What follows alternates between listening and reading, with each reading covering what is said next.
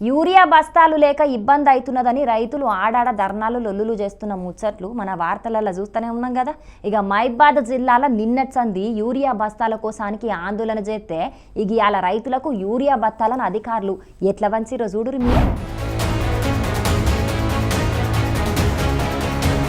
Urea బత్తాలు సరిపోయినన్ని ఇత్తలేరని చెప్పి రైతులు లొల్లికి దిగే వరకు ఇయ్యాల పోలీసులే దగ్గరుండి యూరియా బస్తాలను పంపిణీ చేసే పరిస్థితి మోపైంది. మైబాద్ జిల్లా నరసింహులపేట మండలంలో ఉన్న PACS ల జరిగింది ఇది. పోలీసులతోని రైతులకు టోకెన్లు ఇప్పించుడేంది, రైతులకు సాలినన్ని ఎరువుల బస్తాలు ఇయ్యాలి గాని ఒక్కొక్కరికి 4 బస్తాలు మాత్రమే ఇస్తామంటే ఎట్లయితది? అవేమన్నా బుకేటియా తినేటియా? పొలాలకు మందు జల్లకుంటే పంటెట్లా వండుతదని రైతులు గరానికచ్చిండ్రు. ఎకరానికో బస్తాడు యూరియా ఎత్తాం, మీరు 4 బస్తాలు ఇస్తే 5-6 ఎకరాల పంట పండించటోళ్ళ పరిస్థితి ఏం కావాలని ప్రశ్నిస్తున్నారు. మందు బస్తాల గురించి వ్యవసాయ అధికారులను అడిగినా ఏం సప్పుడు చేస్తలేరు. గిట్లా ఎవ్వరు పట్టించుకోకుంటే మా పంటలు ఏం కావాలి, రైతుల పరిస్థితి ఏం కావాలని బాధపడుతున్నారు.